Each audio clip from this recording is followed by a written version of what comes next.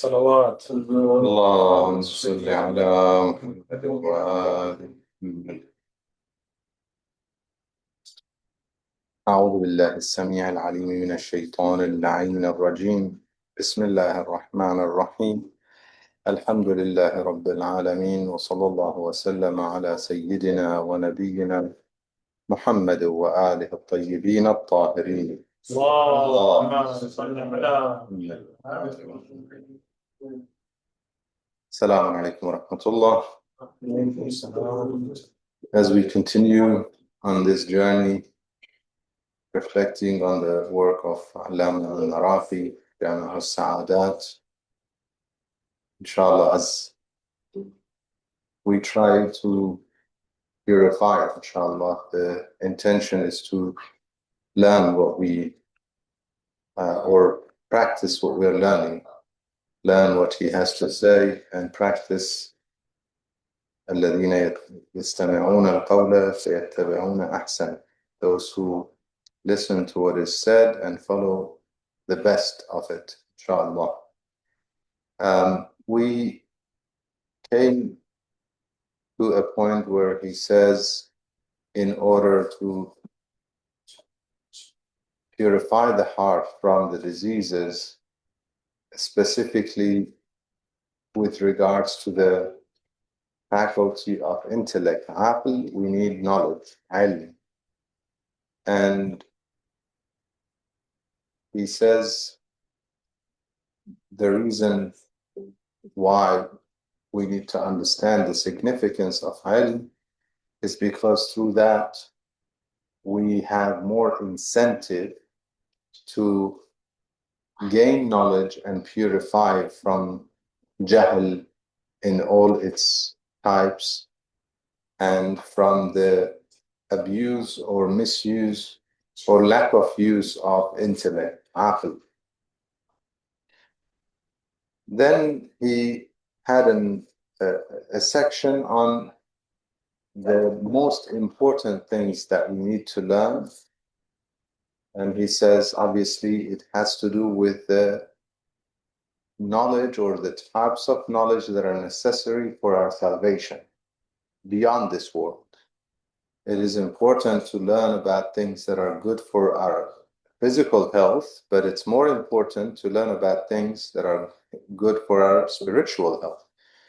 Imam Ali alayhi salam, he says, one of the calamities, one of the trials or difficulties is poverty.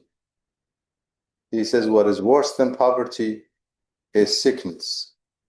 And what is worse than sickness is spiritual sickness. Maradul qalb, not the physical heart. He says what is worse than poverty is maradul badan.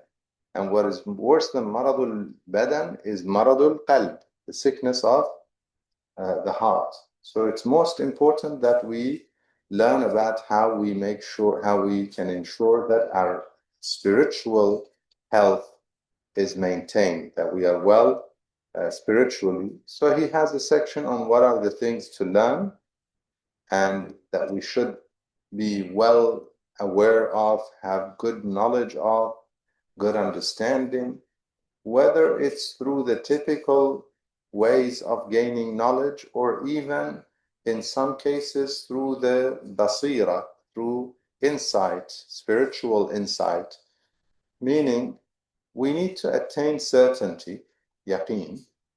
However, that certainty could be with proofs. Sometimes for some people they need intellectual proofs, or it could be through a pure fitra, a pure nature that understands or has certainty, has full ma'rifah, recognition of the truth, and therefore yaqeen, that doesn't need any proofs. So either way, he says, whether we have it through proofs or without. And it's important to remember that when it comes to proofs, you can hardly ever try and convince somebody who is not whose intellect is lacking. Okay, you cannot give a proof to someone on a level that they are not there. Remember the hadith, we said the iman having levels, and that has to do with the aql, with the intellect. If one's aql is not complete to get to the higher level, you can try and reason, they won't understand if their level is not there. There's another hadith from Imam Ali alayhi salam. He says, if you are to argue with an ignorant, you will lose. Or whenever whenever anyone, in fact, has tried to argue with the ignorant, jahil, he will win. The jahil will win. Why? Because you're trying to reason and they don't have that level of understanding. So it's important to keep that in mind when you try and give proofs to people. That would help us. What is the purpose of this part? Or what can we learn from this part? That, in fact, will help us be less persistent and insisting on people when they don't want to listen. You cannot impose it. إِنَّكَ لَن تَهْدِي مَنْ أَحْبَبْتَ. God says to the messenger, you will not guide whomever you just love to guide them. You love to guide people. Man ahbabt, as in your beloved, or those whom you'd love to guide. And I would go with the latter, because the Prophet loves to guide all. And so God says to him, just because you love to guide them, you will not be able to. Yeah? إِنَّكَ لَن تَهْدِي مَنْ أَحْبَبْتَ. It is not something that you can impose. Guidance, as they say, you can take the horse to the water, you cannot make it drink. So you can give them all the reasons, all the proofs. When they don't want to listen, Quran says, Summun, Bukmun, Umi. Ears cannot hear, the eyes or the mouth cannot respond or reason or give any kind of logical arguments. Bukm. Not that they're bukm as in they cannot speak. No, there's no reason that comes out of their mouth. There's no truth that comes out of their mouth. And blind. Umi. Therefore, they don't comprehend. La yaqilu. There's no way that they could comprehend. This was an important part of that section that he shared. And he said that people are of different levels when it comes to their certainty and yaqeen and achieving or the faith with regards to all the things that we discussed, the oneness of God, the attributes of God, the prophets and so on, and qiyamah, akhirah, and so on. All of those things, people are at different levels. The next section, he introduces, again, he mentions the different diseases or rada'il, the vices of the heart, specific to al-muta'alliqati bil-aqila, with regards to the intellectual ability. With regards to our intellectual ability, there are different vices. One of them, we called it al-jahlul murakkab, if you recall. Yeah, compound ignorance. I often end up saying interest. Maybe it's a bad thing. That's why. Maybe they're related. Allahu a'lam. In any case, so al-jahlul murakkab. Here he says it is the fact that nafs. He says it is when the nafs, a self, an individual, is ignorant, does not have the knowledge, and at the same time has beliefs contrary to the truth. Okay? So does not recognize that they are not aware, that they don't have the knowledge. Rather, they believe in something which is khilaful waqa, the opposite of the reality, of the truth. Okay? And they consider themselves to have knowledge. Okay, the individual who considers themselves to have knowledge, and their knowledge or their information is opposite to the reality, opposite to the truth, that is jahlul murakkab. And the reality is the person who has this vice does not have the knowledge and does not know that they don't have the knowledge. Therefore, there is no reason for them to try and learn or find the truth. And this is one of the worst. He says, أَشَدُّ الرَّذَائِلِ وَأَصْحَابُهَا. He says this is one of the worst vices and most difficult to try and purify from. Why? Because the person does not even realize that they have that problem. Okay? And this is unfortunately the case with certain people who some may call them pseudo scholars, that they think they have the knowledge. They oppose every scholar of the school of Ahlul Bayt, or in some cases every scholar of Islam in some ideas, and they assume that these scholars did not have any of the levels of intellect that they have, and yet they cannot see their errors, which are quite often very, very simply visible. Okay. Again, summun, bukmun, umi. Visible, easily, I could even say tangible. You could easily see it, but they don't see it. Isa alayhi salam, he says, he quotes, the author quotes from Isa alayhi salam to have said, I am unable, I am not, I'm not unable, or I am always able, rather. Inni la a'jazu. Ajz is the inability. He says, I am never unable to cure the one who has physical ailments, al-akmaha wal-abras.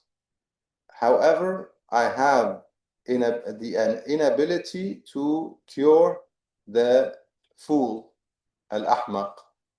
Okay, the fool, I cannot cure them. I can cure somebody's blindness physically, but if somebody is spiritually blind, I cannot cure them. If somebody is spiritually deaf, I cannot cure them, he says, which makes perfect sense, because that is not something that God has put as for instance, blindness, physical blindness, through perhaps accidents, birth, whatever it is, somebody does not have the eyesight. Then Isa alayhi salam, through the will of God, he removes that ailment. However, somebody who is spiritually blind, he says, I cannot. Why? Because that goes against the concept of what? Free will. If he was to remove their spiritual blindness, then they're no longer have the free will. You see why? It's not that, yes, the Prophet ﷺ or Isa alayhi salam, in fact, God can guide all of us. Yes or no? Can God not guide all of us? Everybody. So what is the difficulty here? Why is there an inability? Isa alayhi salam, he says, I don't have the ability to cure the fool. Here, fool as in one who does not want to see the truth. Okay? Al-haq. It's because, again, it goes against the concept of free will. It'll be imposing the haq onto them, which is not what God wants for us in this world. And because the individual in that situation is unaware, and rather they assume that they do know, they're unaware that they're ignorant, and they have an assumption, they believe that they do know, therefore they're not even striving to go towards knowledge. So he says, وَإِن كَانَ خَطَأٌ فِي الْإِسْتِدْلَالِ فَلْيُوَ. So now, is there any way that one could cure this question? Any way at all? If the individual, through perhaps purification, and I mean purification because this is the key. If the individual, through purification, through istighfar, they have an awakening moment to realize that maybe I'm wrong. That's all it takes. Because again, supposedly they have knowledge, yes? They believe they have knowledge, and they do have beliefs which are contrary to the truth. How does that get cured? He says, if they, through purification, have moments of realization that they could be wrong, which is purification in which area? Who can help here? Suggestion. What do they need to purify from to think that maybe I'm wrong? Ego, arrogance, ego. I am. I can't be wrong. One of the very common diseases. Okay, many marital issues are because of this disease. Fighting on who's right, who's wrong. Many family issues. Okay, you tell them it's not significant. This fight that you have is not significant, and you say I don't care, and you say you don't care about money, for example. No, it's about right and wrong. Well, you think you're right. If you get off the high horses and stop assuming that you're right and just consider that maybe I'm wrong, things could be very different. So he says if that happens, then they could look into the reason. He says, in fact, studying mathematics, and studying specifically geometry. He says studying those fields help realign our thinking if the reason why they ended up in the wrong deduction, making the wrong, coming to the wrong conclusions, if it has to do with he calls it i'wijaj al-dhihn, that their intellect or their reasoning is not straight. It has errors. One of the ways that he could fix that is by studying mathematics. He says math and geometry. Yes, sometimes it's as simple as mathematics. 1 + 1 = 2, 2 + 2 = 4. Simple. Now, I'm not saying, for, scholars of higher level, that's not as simple as that, but it helps for them to learn math and geometry, he says, to realign their reasoning. When they realign their reasoning with the assumption that they could be wrong, often they will find where their error is. By the way, those who study usul in the principles of jurisprudence, usul al-fiqh, generally speaking, they have to have a very sharp mind mathematically, and in terms of even physics and geometry and math, they have to have a very sharp mind. It helps them very much understand the principles and apply those principles. It is an interesting thing, which is also helpful with some areas in mantiq. Mantiq is very similar, which is logic, studying logic. Again, math, logic, very close in a way. So he says that is something that they could, but again, the first step is for them to get off the high horse of arrogance, ego. And if the problem is, he says, if related to wrong reasoning, then that is how they cure it. And if it has to do, sometimes their problem the fact that they come into the wrong conclusions is caused by blind following of certain groups, tribe, ethnicity, perhaps defense of their school of thought, ancestors, and so on. He calls it asabiyya, this blind acceptance and defense of one's party, whatever that party may be, and therefore following them blindly, taqleed.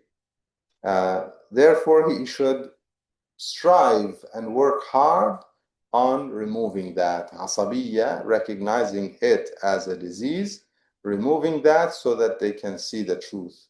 So sometimes their jahl, that is actually considered ilm, okay, to them, they consider it ilm. For example, somebody who says, Sahaba of Rasulullah sallallahu alaihi wasallam are all just, almost like all infallible. Actually, that's how many people treat the Sahaba. Okay. Somebody who has that belief, if they were to get rid of their asabiyya, okay, blindly following a school, a sect, a party, if they were to stop that and just read the Quran, they will realize that there is something wrong with that belief. Because Quran is very simple. I mean, it's very clear when it says about some of those who were around the Prophet that they would actually leave him in prayers and go and do their trade. Surah Al-Jumu'ah. And I often ask mu'minina mu'minat, today, if you hear of a trade and you're listening to an average speaker, out of respect for that speaker, would you just get out and go and do some trade? Okay, maybe some would, but how many? Okay? The biggest percentage would leave and the masjid would be empty. That does not make sense. Yes, these people were listening to the Prophet. Quran says all of them because majority. وَتَرَكُوكَ قَائِمًا وَإِذَا رَأَوْا تِجَارَةً أَوْ لَهْوًا انفَضُّوا إِلَيْهَا وَتَرَكُوكَ. In the plural, they left you. They who? The listeners, the audience. All of them? It seems like all. Narration says only a few, a handful remained, which means you could easily say all in this situation. So one who believes that the Sahaba is udul because of asabiyya, if they try and rid their hearts from that asabiyya, that blind defense and following of their tribe or their ancestors, and consider that could be wrong, that they could be wrong, then they would read that, anyone who presents that to them and say, look at it, they will see the truth. So for them, Sahaba, or literally, Sahib is one who is a companion. Okay, literally. Sahib is a companion. Okay. Now they made this concept of companions who are become pure because of companionship. We don't have that. Okay.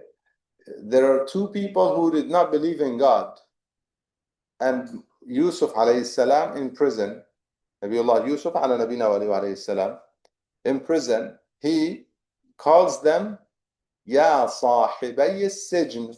In the Quran, he says, "Oh, my companions of the prison." So they're his companions in prison. Did it mean that they're companions, therefore they're believers? No.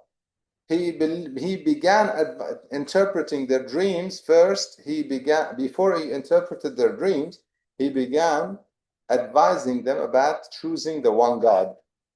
Ya sahibay sijn a'arbabun, different gods or lords are better. Amillahul wahid al-qahhar, the one God, the one who is the most powerful, has power over everything.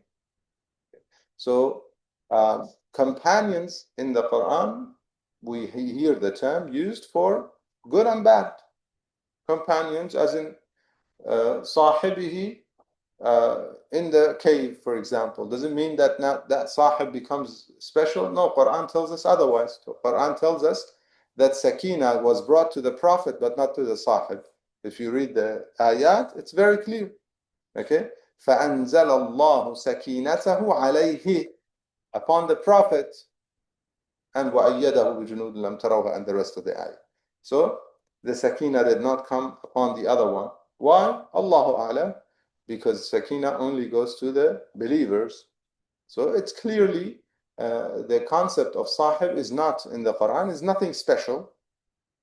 And yet some made it because they wanted to purify certain individuals and protect them.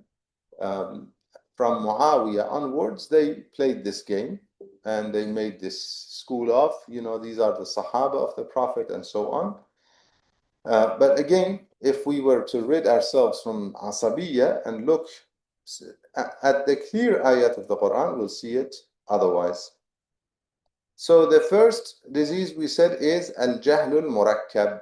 The other one, he says, is ash-shakku wal-hira. Shak is doubt, hira is confusion. Okay, similar, to be confused, to be in doubt. Doubt, this is true or not true. Hira, is this true or this one is that one is true. Confusion between two. And shak is doubt about one in general. Okay, so I would say one is multiple choice, one is true or false. Yeah, true or false or multiple choice. Either way, shak and shak being true or false, hira being multiple choice, which one? Confusion. So he says those two are also the vices of the intellectual faculty. And that is, he says, that is a bad quality intellect, bad quality in terms of the use of the intellect, bad reasoning. He says shak is definitely the opposite of what? Yaqeen, certainty. Doubt is the opposite of certainty, and real faith is not complete without certainty. Okay, Iman does not get completed without yaqeen. That is the real Iman. This is important. Why? Why does he mention that? Remember when we said general cure for the diseases is to recognize the goodness of their opposite. How important it is to possess the opposite of that vice, that disease. So the vice or disease of shak, the opposite of is yaqeen. How important is it to have yaqeen? It is equal to real iman. He says, he quotes Imam Ali alayhi salam to have said, لا ترتابوا فتشكوا ولا تشكوا فتكفروا. ريب ترتابوا is a level before shak. Okay, before doubt. I'm trying to remember the term that you could use before doubt. Lower than doubt. A step before doubt. Okay. If I remember, no, in English I'm trying to. He calls it raib. Van is similar, yeah, but here irtiyab, la tartabu, irtiyab is maybe somebody could use AI.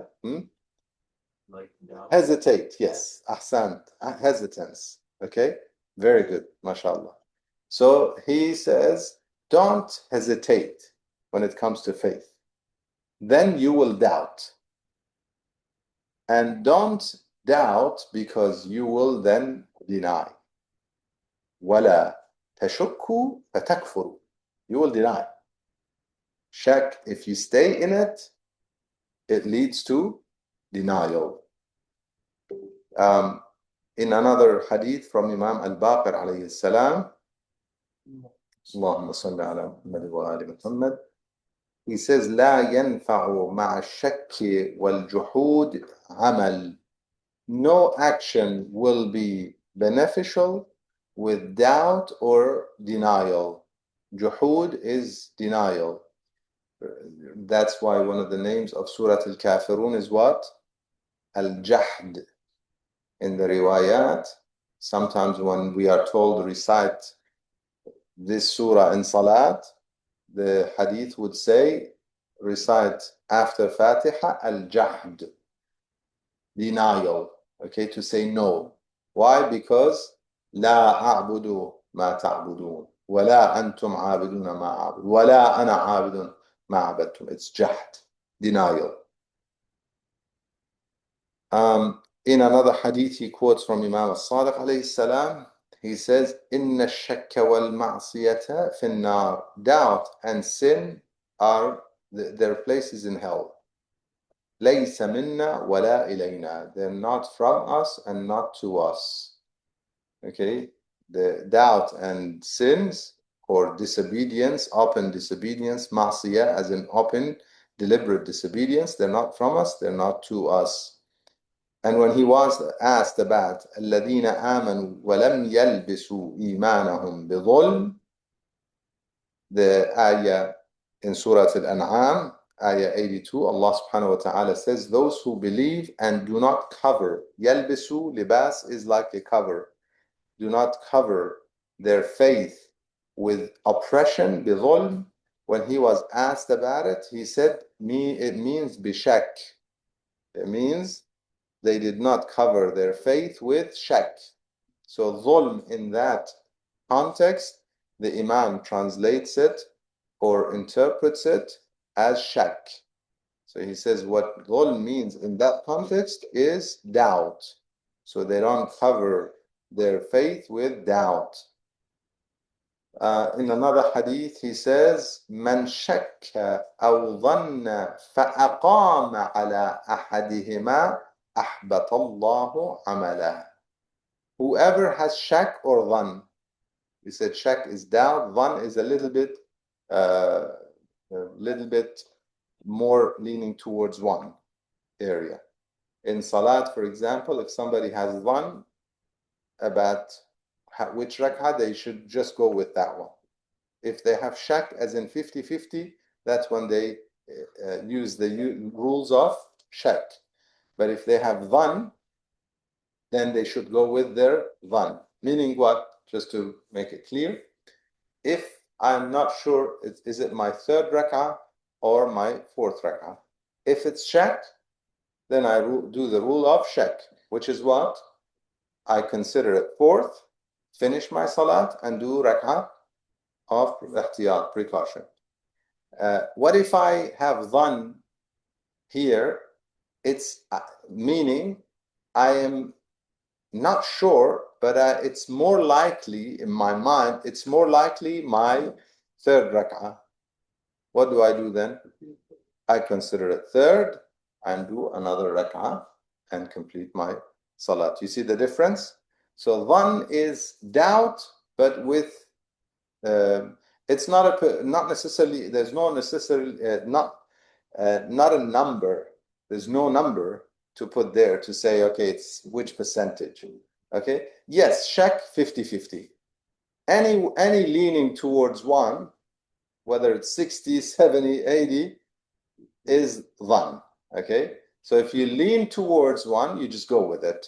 You're sure, then you know 100%. Okay, if I know it's my third rak'ah, I know it's my third rak'ah. I think it's my third rak'ah, I go with that, which is leaning towards third rak'ah. I don't know, third or fourth, that's 50-50. I could be in third, I could be in fourth, I don't know. I'm 50-50, that's when I apply the rules of shak. Yes?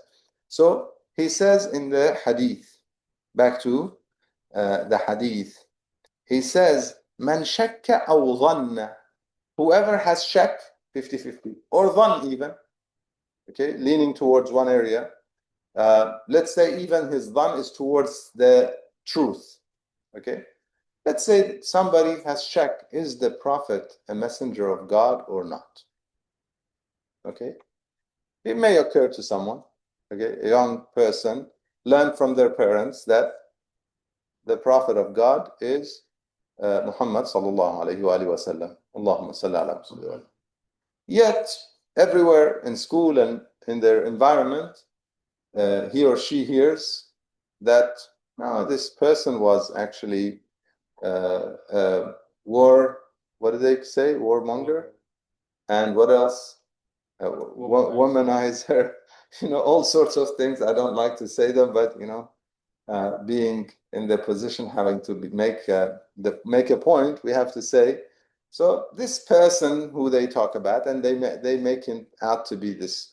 So now, an individual who is maybe born in a Muslim family or became Muslim, at one point they have that little doubt. Okay.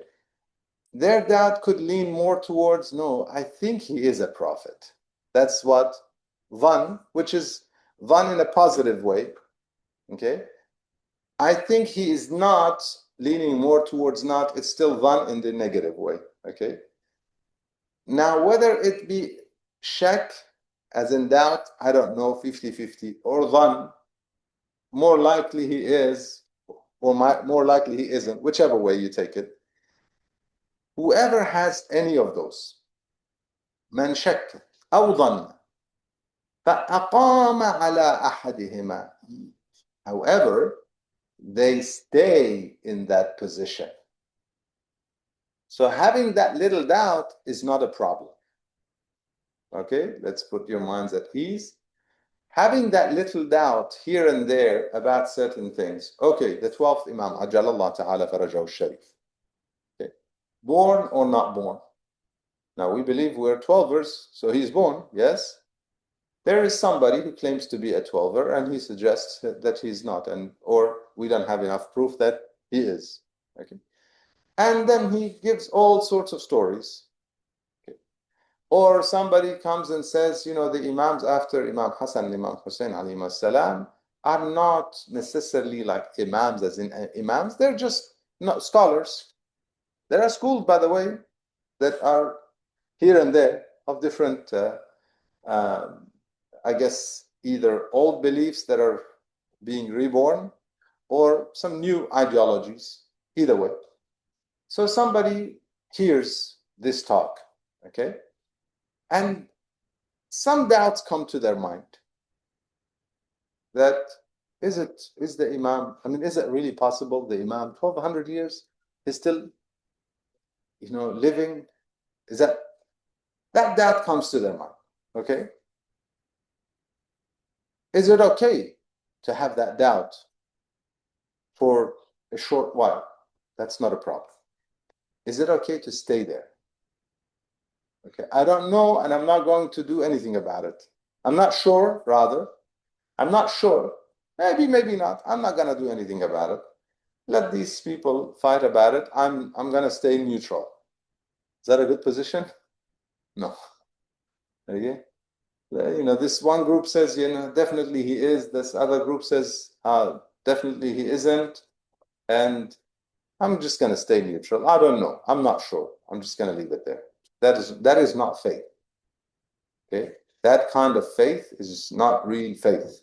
That is very, very shaky, very, what do they call it? Wishy-washy? Something like that. I've heard that term. How do you guys say it? Yeah, I think it's a common. Yeah. So It's another word. we're almost. جحدوا, there's a verse. جحدوا بها جحدوا بآيات واستيقنت أنفسهم. Yes, أحسن. So that's another. That is the verse that actually mentions the terms jahd. Yeah, denied it. What's the translation? They rejected them. Yeah, rejected, denied it. Yeah. Or convinced.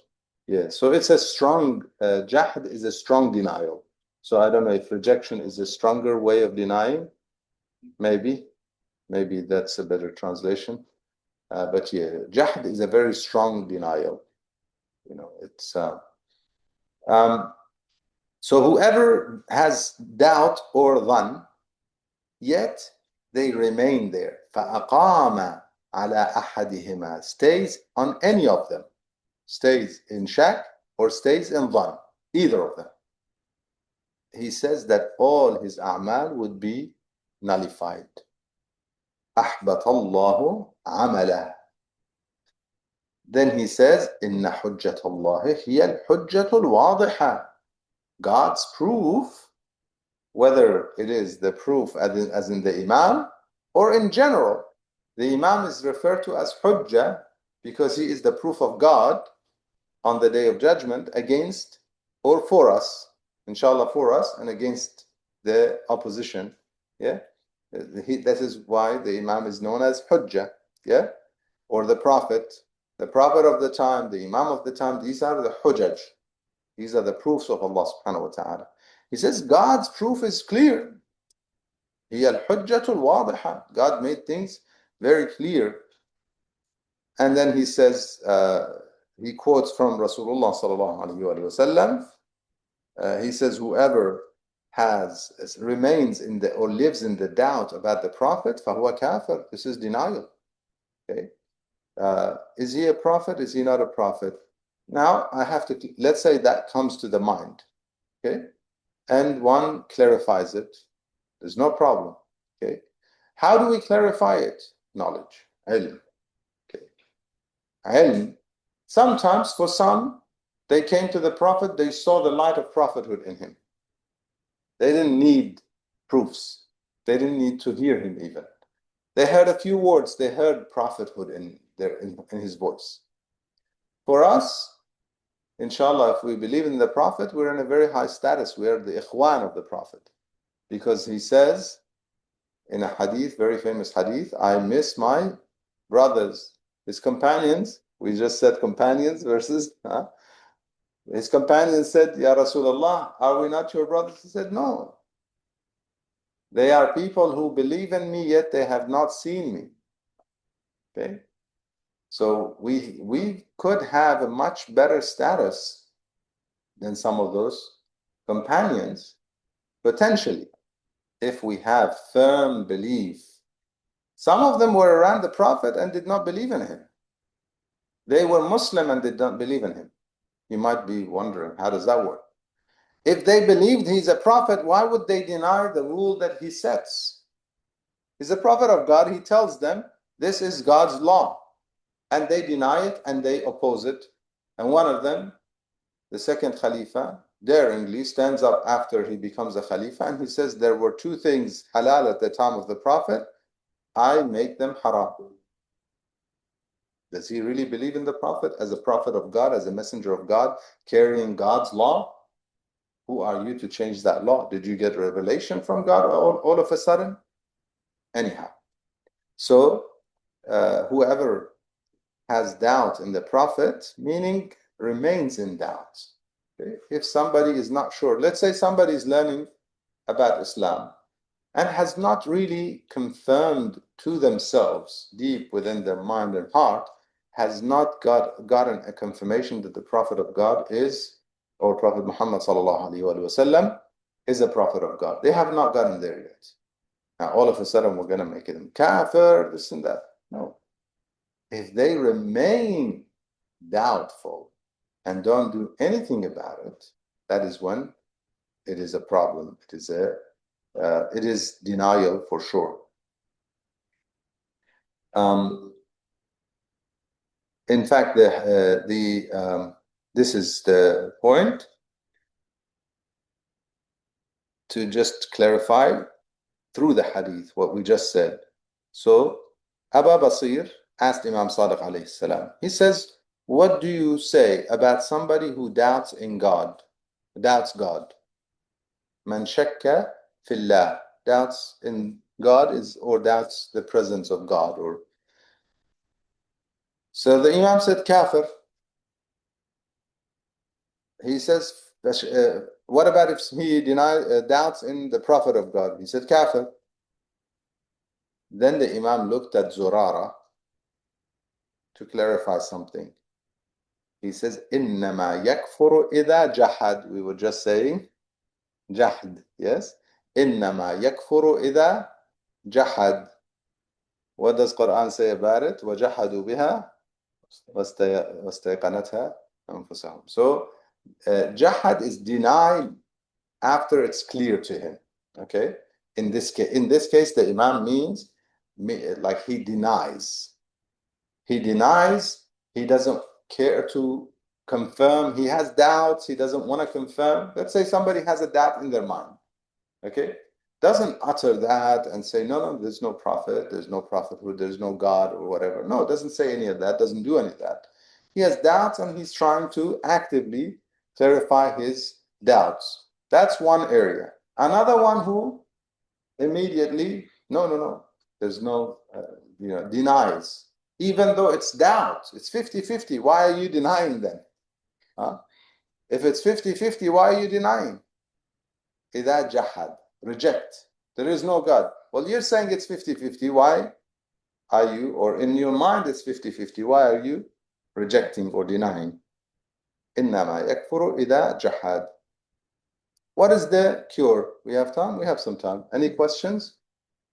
The guy said 50-50 in the math. Yeah. I'm not sure this is third or fourth.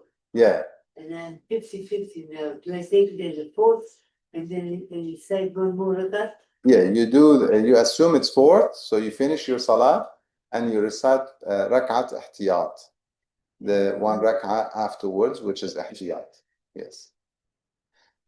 So then he says, okay, for this one, for shak and dhan and doubt in faith, or even hira, to be confused.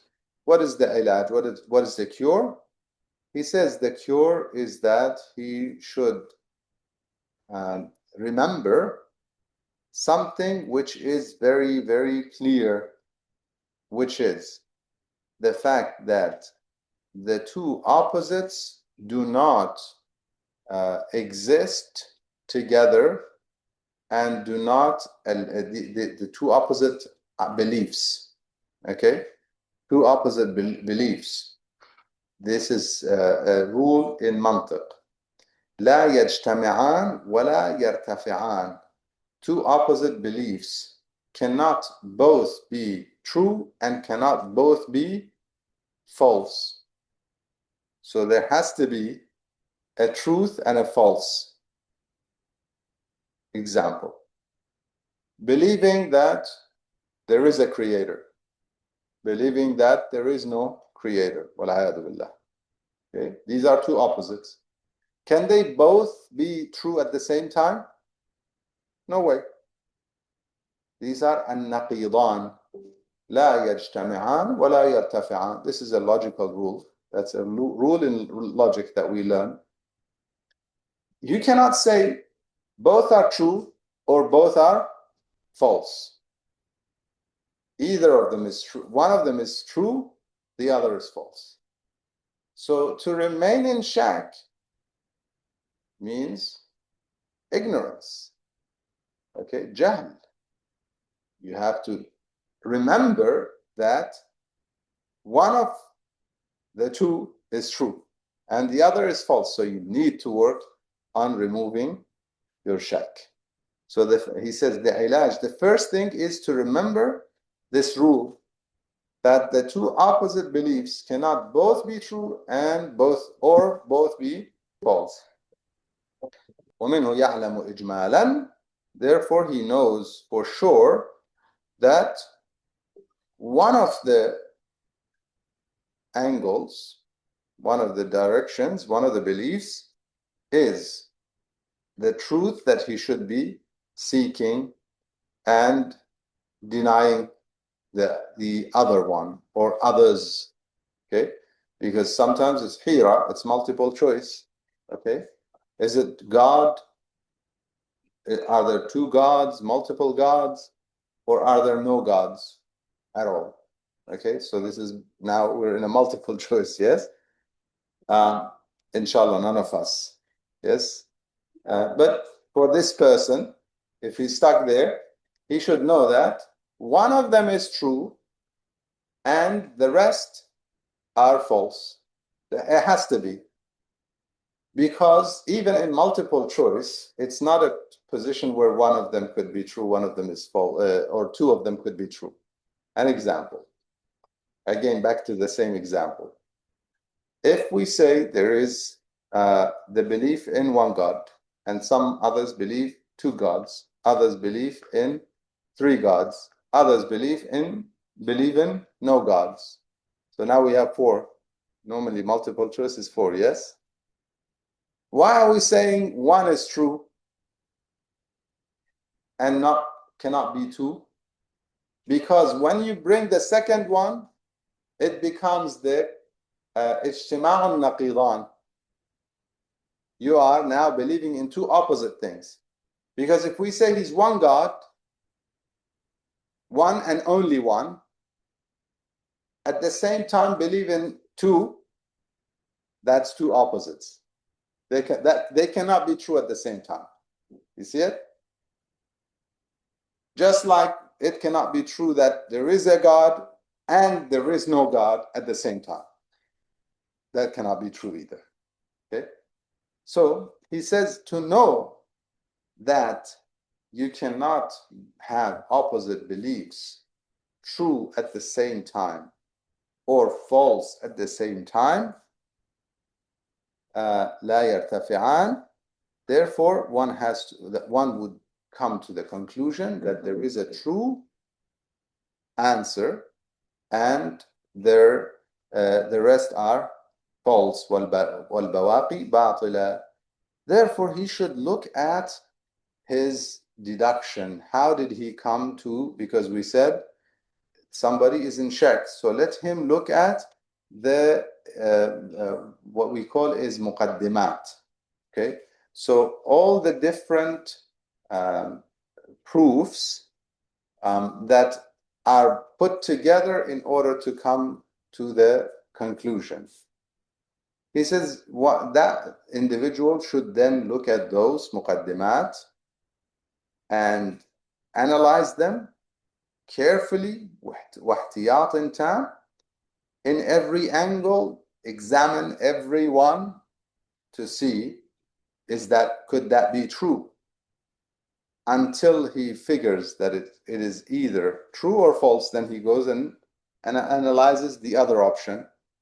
If there are multiples, then he goes to every one of them, examines it properly until he can clarify it. He can completely clarify if it's true or if it's false. If he is unable to do that, somebody does not have the intellect to do that, and to go through those analysis and go to every option and analyze it, assess it. Is it true? Is it false? If somebody is unable to do that, what does he do? The Allama answers, okay, as if he hears us saying, not everyone can actually do all that. It's not easy. Okay, it requires knowledge and intellectual skills and so on. Not everyone can do that. He says, what can he do? He's still stuck in doubt and doesn't have that level. He says, therefore, he should يواظب على العبادة وقراءة القرآن. He should be frequent in recitation of Quran and in ibadah, in worshipping Allah subhanahu wa ta'ala, seeking forgiveness, and listening to reading or listening to the ahadith from the people who narrate the ahadith, sitting with those people, sitting with the righteous ones.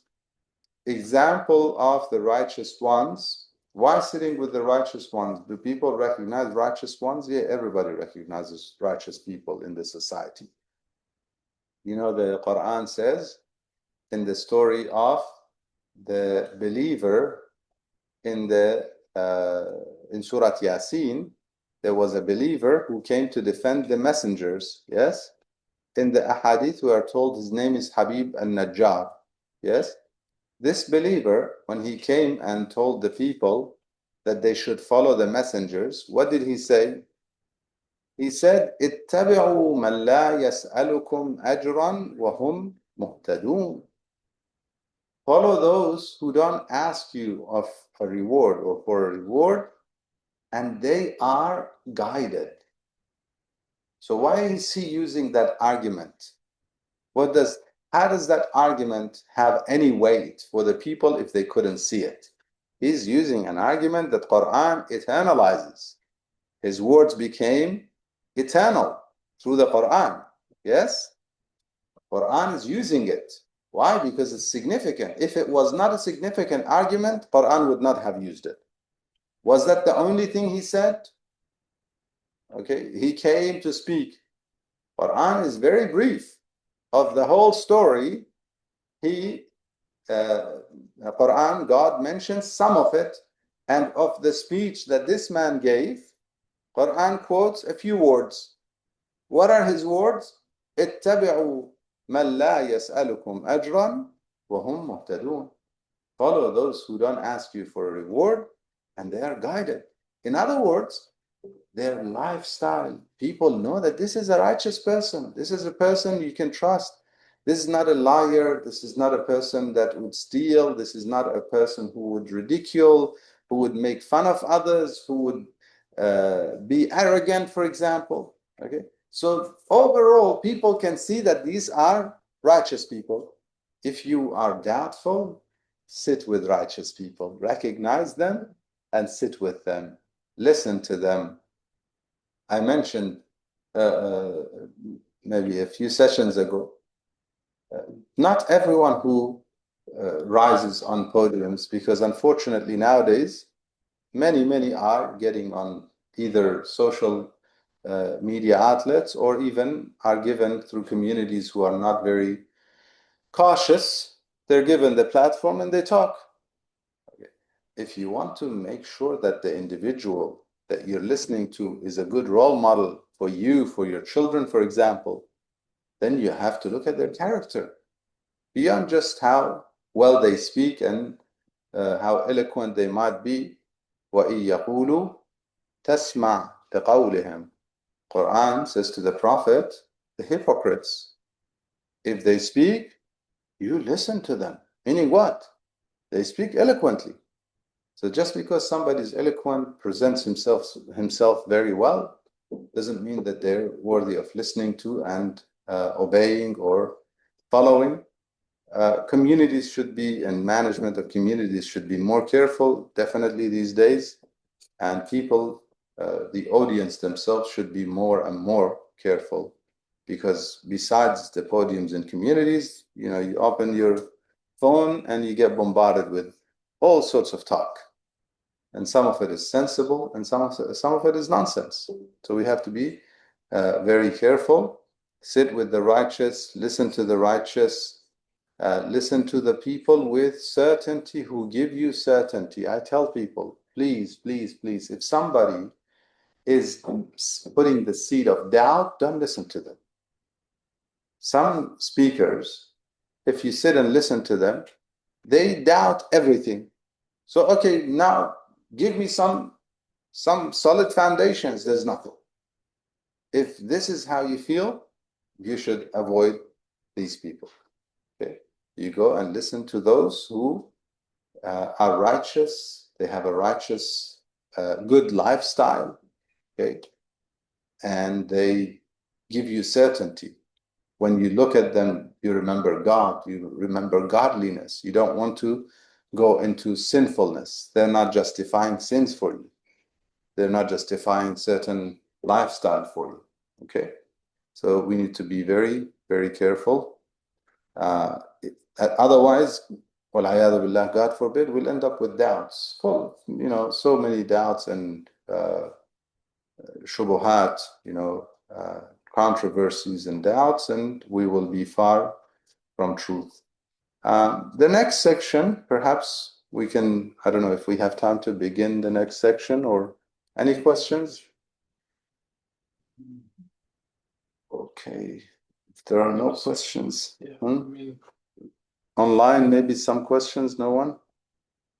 Yes. Let's see, but what do you say is some practical steps for someone who might be having the doubts, and it could be just not only about prayers, but just the faith here, because that's, as you mentioned, people. Yeah. Any tips or suggestions? Yeah, Ahsan. You said one is hang out with the right people. One of the very important things is to avoid sins and seek forgiveness. Okay, because one of the things that darkens the heart is our gauge or our eye to God. Okay, Allah subhanahu wa ta'ala has given us the vision of the heart, very powerful, way more powerful than the vision of the eye, way more powerful. Sees way beyond time, beyond space. Okay, if somebody purifies, in fact, we'll come to the next section is yaqeen. And there's an example of one of the levels of yaqeen and the signs of yaqeen. If one gets to that level of yaqeen, they see through the eye of Allah subhanahu wa ta'ala. They see beyond what the eye can see. Time and space. They can see space-wise and time, travel in time, vision. So sharp. They start having karamat. What is karama? Karama is something that people are unable to do, like a miracle, but it's not a sign of prophethood. Okay, so mu'jiza is something that people are unable to do. It comes from ajz, inability. Mu'jiza comes from ajz because it makes people unable to copy it, to repeat it. Okay, ajaza means he is unable, he was unable. In Arabic, ajuz means what? Elderly person. Why? Because they become unable to do things that they used to be able to do it. That's where the term comes from, which we, as we grow older, we start seeing it and feeling it, living it. Yeah. Aqim, yes, ahsant, ajuzun. Yes, so the wife of Ibrahim ala nabina wa alayhi salam, she says, I'm old and also barren, I'm ajuz. So from ajz, inability, yeah? So the karama is the same as mu'jiza, but it's not a sign of prophethood. It is not used as a proof of prophethood. Now, why would God give somebody something so powerful if they could claim to be prophets?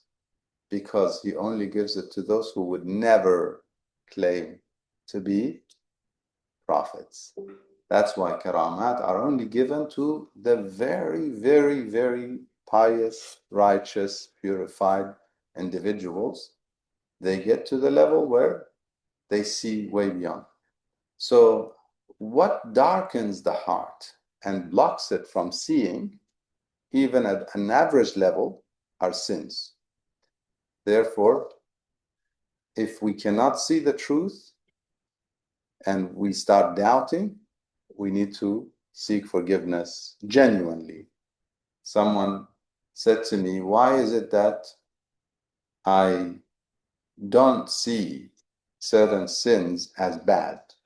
I feel like they're not bad, they're good things, yet they're considered sins. I said, you need to seek forgiveness. Purify your heart and you will see things differently.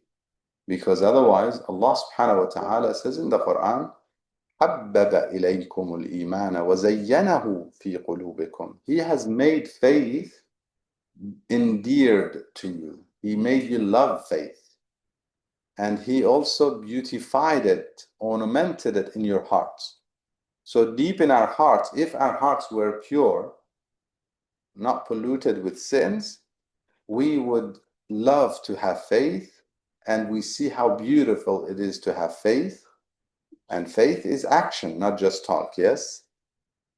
Iman and amal, okay? So how is it that some don't see the beauty of faith and faithfulness, it's sinfulness. And therefore, we need to seek forgiveness, istighfar, then it purifies the heart, but also listening to maw'idha. Okay, so there is istighfar, purification through seeking forgiveness, and also what we just mentioned, sitting with the righteous, listening. Ask them. Some people who, whenever they go to a righteous person, a scholar, for example, they say, advise me, me. They used to go to the Prophet and say, me. They used to go to the Imams of Ahlul Bayt and say, me. Give us maw'idha. Okay? A person comes to Imam Ali alayhi salam. He says, give me the description of muttaqeen. Why? He wants to be one of them. Yeah? But he was so sincere when the Imam gave him the elaborate answer. Initially, the Imam gave him a very brief answer. He didn't accept it. He wanted more. He said, Ya Amir al-Mu'mineen, give me more. When the Imam gave him, many of you are familiar with the story, he could not handle it. He took a sigh and departed this world. Perhaps Shaheed, a martyr in seeking knowledge. If he never asked that question, we would never have Khutbatul Muttaqeen, the sermon of Muttaqeen, that Imam Ali alayhi salam said it to Hammam. So Hammam became the martyr in seeking knowledge. And through him, we benefited from the sermon of, or we inshallah can benefit from the sermon of Muttaqeen. Maybe after some time we can start the sermon of Muttaqeen or Dua Makarim al-Akhlaq. We'll do a poll. The problem with polls is that you end up having to do both. It seems, inshallah khair. So inshallah with that I think we'll leave the next section, which is about yaqeen, actually, specific about yaqeen. We'll leave it for the next session, inshallah, in 2 weeks, inshallah. Until then, if there are any. So next week is Zoom. Yeah, next week, because I think we are also traveling some of this program. So next week is off. Next week. Week after. Week after. On Zoom or PDF? I will be here in person. In person, inshallah. So inshallah, in 2 weeks, we'll resume if God gives us the opportunity and the ability, inshallah. We will resume. Until then, Subhana rabbika rabbil izzati amma yasifun wa salamun ala al-mursaleen. Alhamdulillah rabbil alameen. Allahumma salli ala Muhammad. Let us remember all the marhumin, especially the marhumin of this household, with al-Fatiha ma'a as-salat ala Muhammad wa ala Muhammad wa ala Bismillah.